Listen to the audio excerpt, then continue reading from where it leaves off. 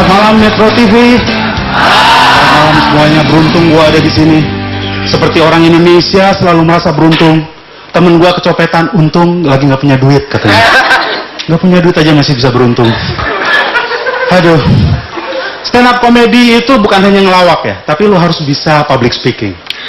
Dan public speaking guru pertama gua adalah nyokap gua sendiri. Dia bilang, Semi, kalau lu nanti ngomong di depan orang banyak, anggap semua penonton lu itu monyet. Dan gua nggak konsen, karena gua ngelihat 3 monyet di sini. Terus ada monyet pakai baju merah. Terus ada monyet-monyet pada ngemerain gua. Gua nggak konsen. Lalu gua berguru sama bokap gua. Bokap bilang, kalau lu nanti bicara di depan umum, anggap semua yang nonton lu itu telanjang. Dan gue nggak konsen. Gue nggak konsen ngeliat mas-mas itu. Aduh, tadinya gue hari ini mau perform pakai bahasa Inggris, tapi nggak enak gue. Ini kan TV Indonesia ya. Akhirnya gue pakai bahasa Indonesia. Padahal banyak enaknya kalau pakai bahasa Inggris. Satu, kalau gue nggak lucu minimal gue keren. Kedua, kalau lu nggak ketawa, gue bisa salahin lu. Sebenarnya gue lucu, lu nggak ngerti sih. Itulah kita. Orang Indonesia itu selalu Orang Indonesia itu selalu mendiskriminasi diri sendiri. Akibatnya kita tertinggal, kita kalah. Tahun berapa terakhir kita juara SEA Games? Itu tahun 97. Kita kalah dari Thailand dan Malaysia. 2002 adalah terakhir kita juara Thomas Cup. Sejak itu kita kalah dari Cina. Dan 2010 kita kalah dari Timor Leste. Kenapa? Krisdayanti direbut sama Roma. Kalah. Kenapa kalah? Karena kita lambat. Di Indonesia ini semuanya lambat. Dan kalau mau cepet, itu harus lewat belakang pakai pelicin. Lewat belakang pakai pelicin. Aduh, gak usah ngomongin politik. Karena tanpa ngomongin politik juga perut gue udah kayak politikus. Dan gue udah usaha ya, diet. Yang pertama gue lakukan itu adalah nge-gym. Gue nge-gym, wah banyak cewek-cewek cakep ngeliatin gue, ngajak kenalan. 2 hari gue nge-gym ngajak kenalan. Yang ditanya bukan nama, mas beratnya berapa? Seminggu gue nge-gym, ditaksir sama homo men. Habis itu gue diet.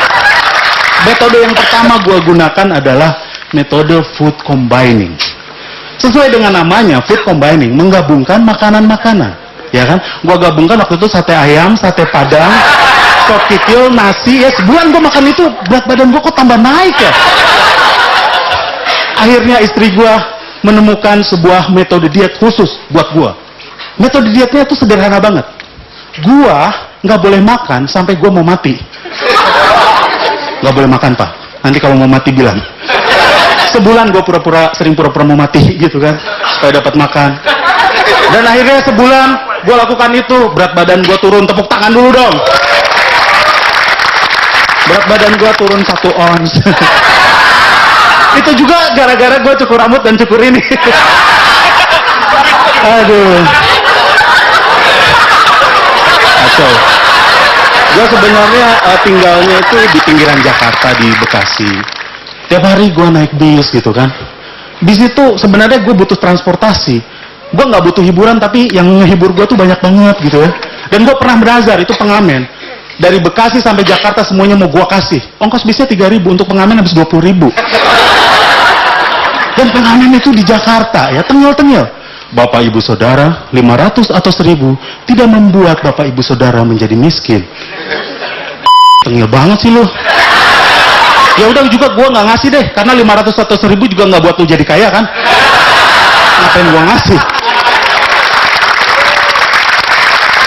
Terus ada ibu-ibu, perempuan tuh begitu, selalu bicara soal kesetaraan gender, emansipasi wanita. Tapi kalau di bis suka ngelirik-ngelirik, kalau dia berdiri gitu kan. Gua duduk, dia ngelirik-ngelirik, nih mas ini ngasih atau enggak? Ini kesetaraan gender, gimana? Gua nggak perlu ngasih dong. Ya siapa cepat dia dapat, angkat pantat hilang tempat. Nggak bisa dong. Tapi gua akhirnya nabung, kebeli mobil. Kau beli mobil bukan hasil MLM ya. Gue beli mobil, tapi sayang belum pakai power window, lu tahu kan yang gitu ya. Masih yang di engkol gitu.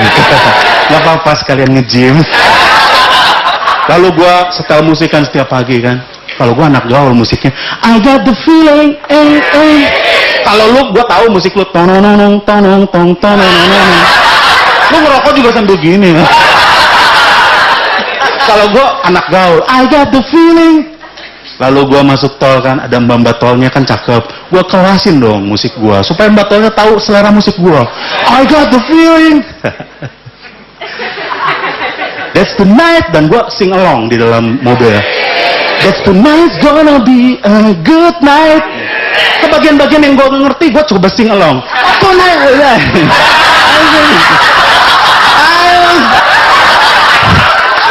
I got the feeling.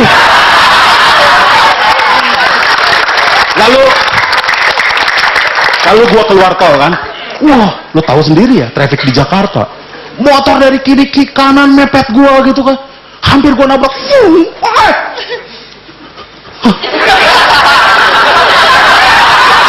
Hati. That tonight's gonna be a good night.